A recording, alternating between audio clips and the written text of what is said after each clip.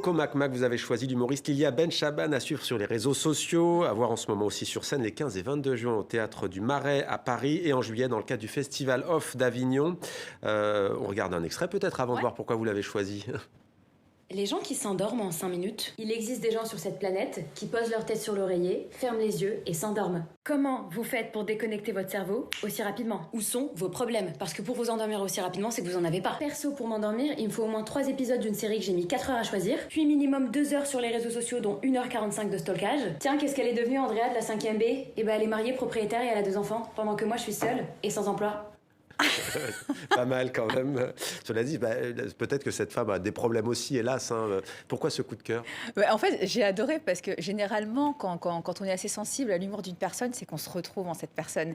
Et c'est vrai qu'elle parle beaucoup des problématiques des célibataires et de la vie que moi, je pourrais rencontrer. Et c'est une de mes followers qui m'a transféré une de ses vidéos et elle m'a fait rire. Je trouve que son humour est fin, il est bien maîtrisé, ses vidéos sont dynamiques, elle fait passer un très bon message.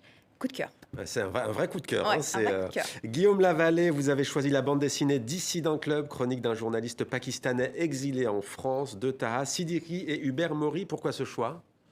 Parce qu'en fait, Taha est un ami et Hubert aussi. Et j'ai connu Taha au Pakistan et en lisant la BD, j'ai mieux connu une partie de lui-même, de son enfance en Arabie Saoudite.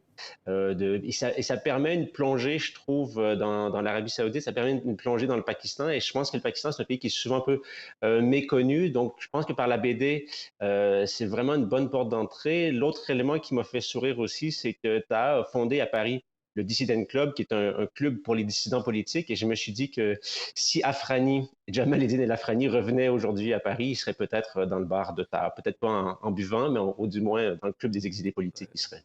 Pas mal la transition entre El Ah Afrani oui, pas donc, mal, oui. et effectivement ce Dissident Club. Léon Dubois, la rue Nabi Daniel à Alexandrie, cela ne s'invente pas. On aura deviné. Que représente pour vous cette place d'Alexandrie? Pour moi, cette rue, c'est la découverte d'Alexandrie, tout simplement. Voilà, c'est le premier endroit où je mets les pieds quand j'arrive en Égypte La librairie? en 2017. Et voilà, je descends, donc je vais vers la corniche d'Alexandrie. Là, je vois tous ces libraires.